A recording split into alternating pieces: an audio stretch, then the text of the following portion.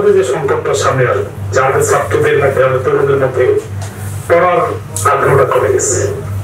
ব্যাপকভাবে গবেষণার শেখ আব্দুল মালিক হাফিজাহুল্লাহ বারবার বলতেন যে গবেষণা শব্দটা নিয়ে আমরা খুব তাচ্ছিল্য করি। গবেষণা লিখি, আমরা গবেষণা এই শব্দগুলো লিখি, কিন্তু এটা যে কতটুকু ভেতরগত একটা মাত্র আছে সেটা আমরা বোঝার চেষ্টা করি না। আজকের প্রেক্ষাপটে যেহেতু বাংলাদেশ আমি অনেকদিন ছিলাম, প্রায় 3 বছরের আগে বিভিন্ন ভূমিকায়, তো দেখার সৌভাগ্য হয়েছে যে আমাদের পড়ুয়া ছাত্ররা কারা, কে কিভাবে পড়ে, কে কিভাবে উপস্থাপন করে। আমাদের স্কুল কলেজ ইউনিভার্সিটি এই পর্যায়ে এসে দেখছি ইউনিভার্সিটি গবেষণার হার কমে গেছে। তরুণরা পড়তে চায় না নতুন করে। হ্যাঁ, ব্যাপারটা হচ্ছে বিষয় ভিত্তিক যোগ্যতার বড় ঘাটতি। একমুখী সবাই মোটামুটি মধ্যে যায়, সবাই সাইকেলে ধরতে চায়, সবাই মাদ্রাসা পরিচালনা করতে চায়, সবাই এক লাইনে যেতে চায়, ভিন্নতার সুযোগ দিতে চায় না। হ্যাঁ, ভিন্নতা তো অবশ্যই আছে, হাতে গোনা কিছু ব্যতিক্রম ছাড়া সব ক্ষেত্রে। তো আমরা গত কয়েকদিন ধরে কয়েকজন বন্ধুদের মধ্যে আলোচনা করছিলাম যে আমাদের কওমি ঘটনা কিংবা ইসলামিক চেতনার সমৃদ্ধ আমাদের যারা তরুণ আছে, এদের মধ্যে কয়েকজনের মধ্যে উদারতি পেশায় কিংবা অ্যাডভোকেসি পেশা আসার আগ্রহ আছে। আমাদের দেশে কিন্তু ইসলামিক আইনজীবীর সংখ্যাটা খুবই কম, লয়ারের সংখ্যাটা অনেক কম। আমাদের বিভিন্ন ছাত্র সংগঠন আছে বা জামাত করোনার আমাদের ভাইদের মধ্যে পড়ার একটা বড় আগ্রহ আছে। সুচিন্তিত ভাবে তারা দীর্ঘদিন ধরে পড়ে আসতেছেন এবং তারা একটা প্রেম মোতাবেক আগাচ্ছে। কিন্তু বাকি যারা আছেন ইসলামিক চেতনার সমৃদ্ধ ব্যক্তিত্ব আছেন, তারা কিন্তু এই বিষয়ে খুব একটা আগান না। সেটা একটা জায়গা আমাদের। আপনারা অনেকে ছিলেন আব্দুল্লাহ মাসুম হাফিজাহুল্লাহ, আমার সাথে। তো মাদ্রাসায় যখন উনি ঠিক করতেন, তো তখন বারবার প্রশ্ন করতেন আমাকে, অর্থনীতি কিছু টুকটাক প্রশ্ন করতেন। তো আমি তখন কলেজে ইকোনমিক্স এর শিক্ষক ছিলেন না 2 বছরের মতো, কোন একটা কৌশলিক যোগ্যতায়। তা আমি পড়াতাম, ইংরেজির পাশাপাশি অর্থনীতি পড়াতাম। তো সেই বইগুলো ধার নিয়ে আমাদের জিজ্ঞেস করতেন কেন পড়বো আমরা, ইসলামী অর্থনীতি কেন দরকার। তো আজকের প্রেক্ষাপটে ব্যাংক, বীমা বলেন, আর্থিক প্রতিষ্ঠানগুলো নিয়ন্ত্রণ সংস্থা যা কিছু আছে, এগুলোতে ইসলামী অর্থনীতিবিদের সংখ্যাটা অনেক কম, নাই বললেই চলে। হাতে গোনা কয়েকজন আমাদের দেখা। তো এখানে আমাদের তরুণদের আগ্রহ কম, সেটা দরকার আছে আমাদের। তৃতীয়ত আমাদের একটা মিডিয়া জগৎ।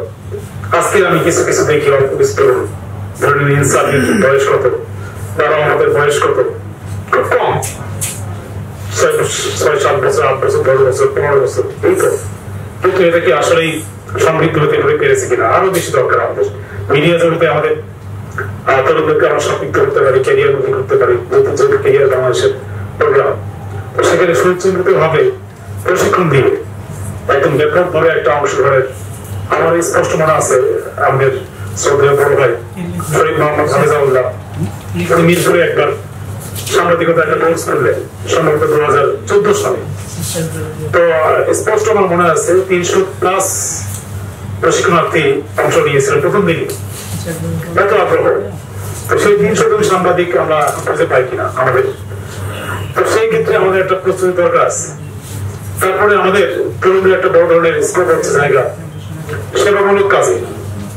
আমরা যে সেবামূলক কাজগুলো করি, যারা ইসলামী চেতনার বাইরের অবস্থান করতেছেন, বন্যা হোক, খরা হোক, দুর্ভিক্ষ হোক, কিংবা কোন ধরনের দুর্ঘটনা হোক রাষ্ট্রে, সেখানে আমরা তাদেরকে খুঁজে পাই, মিডিয়া তাদেরকে খুঁজে নেয়, তাদেরকে হাইলাইট করে। পশ্চিম বিশ্বের তুর্কবাহী যারা সাংবাদিক আছেন, তারাও একই অবস্থা, খুঁজে নেন তাদেরকে। আমাদের যারা ইসলামী চেতনায় সমৃদ্ধ তরুণ আছেন, কাজ করেন, ব্যাপকভাবে কাজ করেন মাঠে ময়দানে, ওনাদেরকে হাইলাইট করা হয় না। যারাও কাজ করেন হাতে কোনো অল্প প্রয়োজন, সেখানে আমাদের তরুণদের একটা সম্ভাবনা আছে ব্যাপকভাবে কাজ করার। দাওয়ার লাইনে আজকে আমরা সবাই জানি এদেশে ঠিক পাওয়া মানুষের সংখ্যাটা অনেক বেড়ে গেছে এই অর্থে যে 3 মাস মেয়াদী, 6 মাস মেয়াদী কোর্স আছে। একইভাবে হাদিস, উলুমুল হাদিস পড়াও কিন্তু কম না, যথেষ্ট আছে পর্যায়ে। কিন্তু দাওয়া বিভাগটা সেইভাবে সমৃদ্ধ না, অথচ সেটা আমাদের জন্য দরকার ছিল। কেন দরকার ছিল? আপনি 3টি পার্বত্য অঞ্চলে সফর করেন, দেখবেন। আপনি পঞ্চগড়ে যান, কিংবা যারা এইভাবে সফর করে থাকেন অবশ্যই জানবেন আমাদের আমাদের তরুণদের একটা বড় অংশ এই জায়গাতে আসা উচিত এবং সুনির্দিষ্ট পরিকল্পনা করে আসা উচিত। তার গবেষণার একটা বিষয়বস্তু হওয়া দরকার বাংলাদেশের প্রেক্ষাপটে দাওয়ার গুরুত্ব বা তৃণমূল পর্যায়ে কাজের গুরুত্ব, সেটাও আমাদের সামনে এখন জরুরি একটা বিষয়। আমাদের ওলামায়ে কেরাম কিংবা ইসলামী চেতনায় সমৃদ্ধ ব্যক্তি যারা আছেন ব্যবসায় নামতে চান না। কি কারণে, কেন নামতে চান না? ভয় পান নাকি একটা আমাদের দেশের সংস্কৃতিতে এটা এক সময় খুব নেগেটিভলি দেখা হতো, তো সেটা এখন সময় যুগটা পাল্টে গেছে। আমাদের চিন্তা চেতনার পরিবর্তনের সময় এসেছে, সুযোগ এসেছে আমাদেরকে। পাকিস্তানে আরেমরা গণস্তান্ত্রিকের পাশাপাশি ব্যবসা করেন, বেতন করে ভারতবর্ষে যারা আছেন, ইন্ডিয়ার যারা আছেন তারাও করে থাকেন। আমাদের বাংলাদেশে কেন জানি বাঁকা চোখে দেখা হয়। সেই জায়গা থেকে উত্তরণের একটা যথেষ্ট সুযোগ আছে। তরুণ উদ্যোক্তা তৈরি একটা যথেষ্ট আমাদের সামনে একটা পথ উন্মুক্ত হয়ে গেছে। সাম্প্রতিক 1 দশক কিংবা 2 দশক ধরে আমরা দেখছি যে আমাদের এই ধরনের অনেক তরুণ উদ্যোক্তা এগিয়ে আসছেন। আর মাদ্রাসা কেন্দ্রিক আমাদের দীর্ঘদিন চামড়া শিল্প ছিল, সেই চামড়ার একচেটিয়া মনোপলি ব্যবসা তারাই করতো অন্যরা। তো সেক্ষেত্রে আজকে আরাম সুজের এসছেন আমাদের সামনে। তো আমরা দেখছি যে উনি রামসাদকে আমরা নিজের ভিত্তিকে আরো কিছু বেশ কিছু ভাই আছে যাদেরকে আমরা চিনি। তো এটা যদি আসতো তাহলে চামড়াটা এইভাবে আমাদের কাছ থেকে হাত ছাড়া হতো না।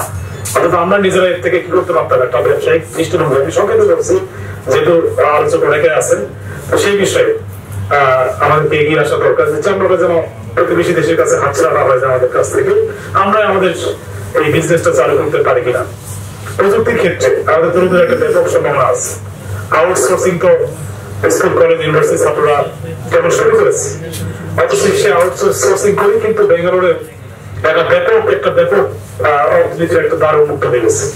একেবারে থাইল্যান্ড, ফিলিপাইন বা ভিয়েতনাম, তাদের একটা জিডিপির একটা বড় ধরনের পার্ট হচ্ছে আউটসোর্সিং, এবং সেটা নানাভাবে কিভাবে করবে তার একটা প্রসেস তিনি ক্ষেত্রে হতে পারে। তো সেটা আমাদের দেশের তরুণরা নিতে পারে। আমার খুব স্পষ্ট কথা, আমি বারবার বলি, মাদ্রাসার সব ছাত্র জহির না, স্কুল কলেজ ইউনিভার্সিটির সব ছাত্র মেধাবী না, সবাই সব ক্ষেত্রে। একটু আগে আমাদের কোন এক ভাই মাহমুদুল হাসান সাগর ভাই বলে গেলেন, সবাইকে সব কাজে সম্পৃক্ত করানোর কোনো যুক্তি নেই। যার যে যোগ্যতা যেখানে প্রবেশ করতে পারে সেখানে তাকে লাগানো দরকার। যে ছাত্ররা ঠিক বোঝে না তাকে জোর করে ফতুয়া বিভাগে দেওয়ার কোনো দরকার নেই। যেই ছাত্র বোঝে না, যে ছাত্র ইংরেজি সাহিত্য পড়তে চায় না, তাকে জোর করে পড়ানোর দরকার নেই। তাকে তার মতো করে একটা পরিবেশগত বিষয়ে সাবজেক্ট নির্ধারণ করা দরকার এবং তাকে এগিয়ে দেওয়া দরকার। যে আমাদের এক বন্ধু আছেন যিনি ইউনিভার্সিটির প্রফেসর আছেন, উনি বলছেন যে ওনার ছাত্রদের মধ্যে একজন ছাত্র সেকেন্ড সেমিস্টারে গিয়ে পড়া পাচ্ছেন না, সে পারে না পড়া। তাকে তার ফাদার নিয়ে গিয়ে মোটর মেকানিক্সে ভর্তি করে দিয়েছে। আজকে সে একটা ইন্টারন্যাশনাল কোম্পানির শীর্ষ ইঞ্জিনিয়ার হয়েছে।